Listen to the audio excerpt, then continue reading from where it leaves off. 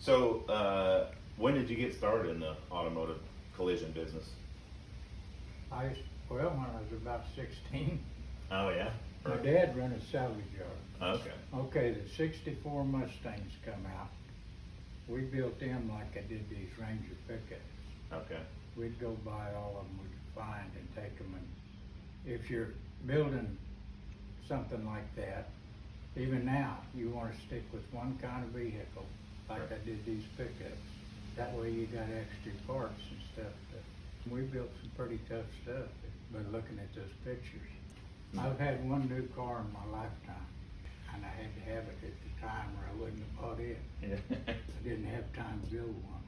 When did you get into glue pull repair? When did you get into GPR? After I was out to Vegas with you. Okay. Was that when you first? That's when I first started. That's when you first saw it. Right. Yeah. So Jonathan was doing his wizard stuff, and we're showing videos, and you're kind of standing back, and I said, hey, would you want to learn how to do this? And you said, I could do it. I said, oh, do you do it already? And he's like, and you were like, nope, but I can see it, and I can do it, right? And your name tag was flipped over, and I flipped it over and to get your information, and it said Yukon, Oklahoma, and I realized we were neighbors. So Right. yeah.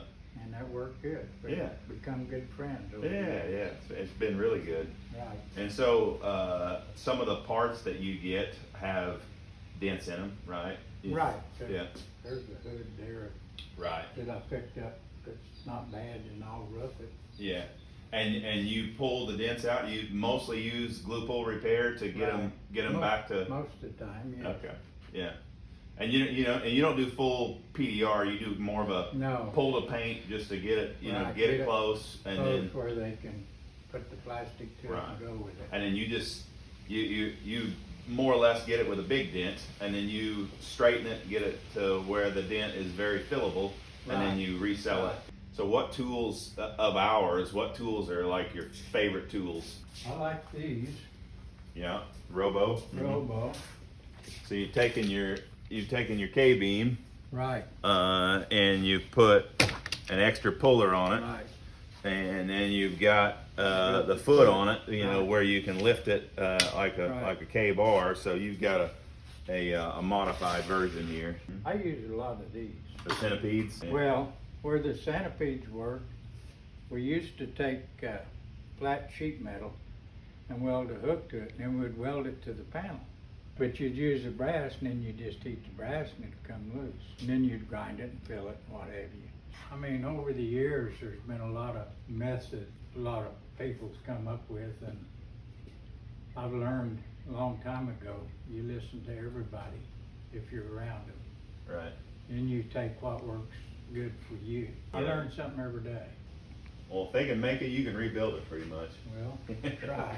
I know you're going through cancer treatments right now. Can you tell me a little bit about when you were diagnosed and all that sort of thing?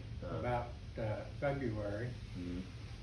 And they, as far as I know, I took my last chemo treatment yesterday. My radiation all turned out good. And what kind of cancer is it?